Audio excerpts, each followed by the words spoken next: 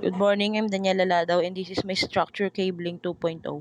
Yan, pipili lang tayo ng city, tapos makikita natin tong main closet na to. Tapos, yan, pindutin lang natin, tapos makikita natin tong rack and yung table. Kapag meron na yan, pipili tayo ng switch natin. Yan, depende kung ilan yung gusto nating ilagay.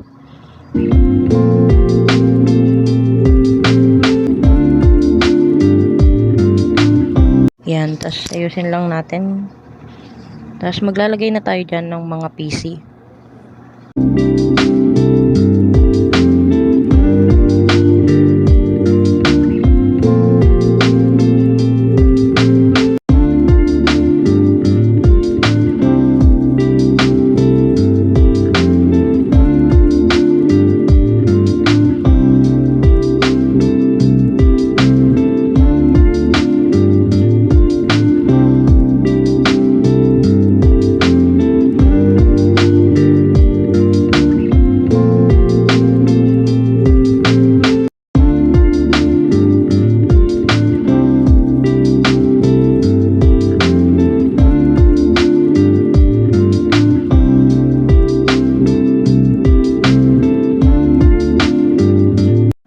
Next is, kakabitan na natin siya ng mga cable gamit tong straight through. Yan, pindutin natin fast Ethernet. Yan, punta sa rack. Tapos, yan, fast Ethernet 1. Same process lang hanggang sa malagyan natin siya lahat. Yung 10 PC ng mga cable.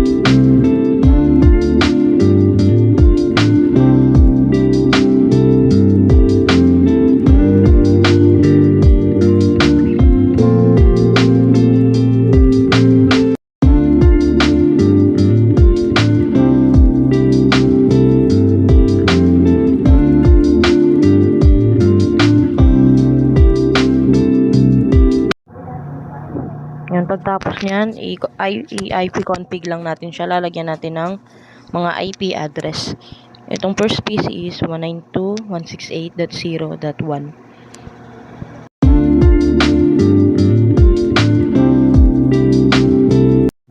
Yan, same process lang yan hanggang malagyan natin ng IP address. IP address lahat ng PC. Same IP address lang yan. Ang may iba lang is yung mga number dun sa dulo kasi hindi yan gagana.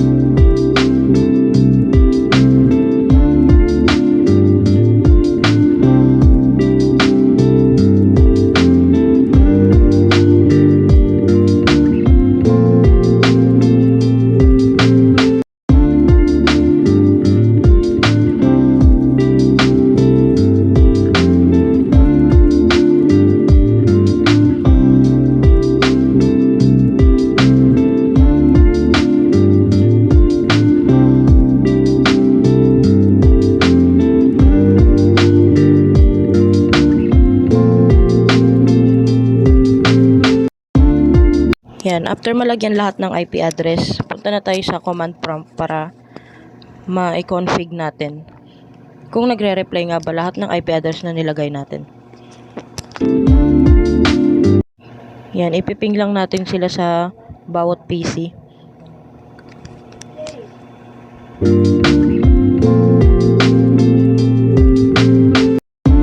Yan, same process lang yan hanggang sa maping natin lahat ng PC at titignan natin kung lahat ba sila ay nagre-reply na.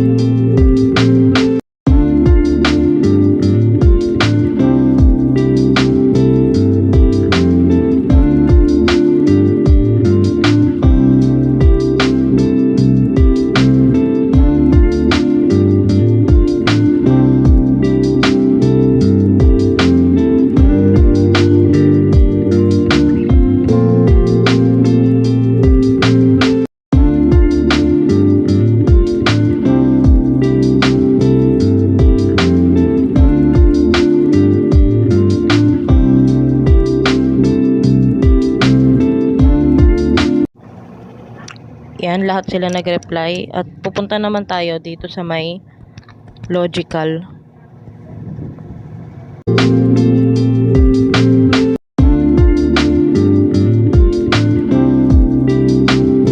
Yan, tingnan natin mga PC, ayusin lang natin sila.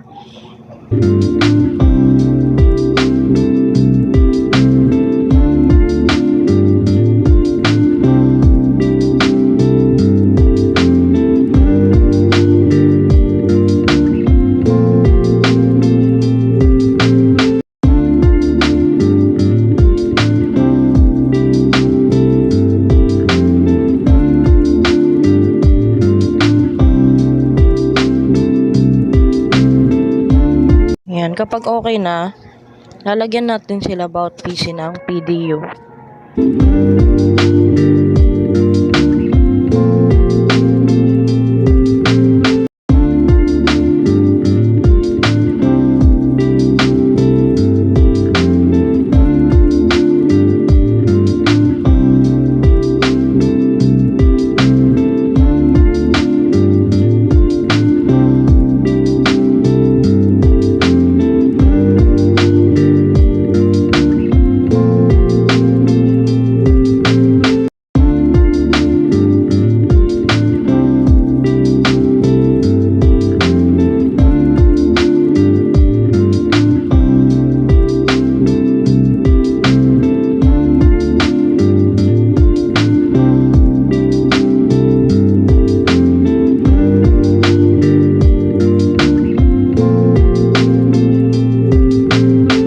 Nalagyan na natin lahat.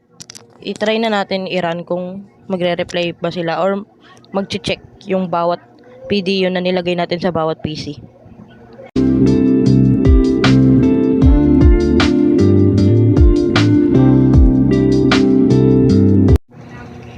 Yun, pag nakita natin nag-check na sila, okay na yung mga cable natin dun sa bawat PC.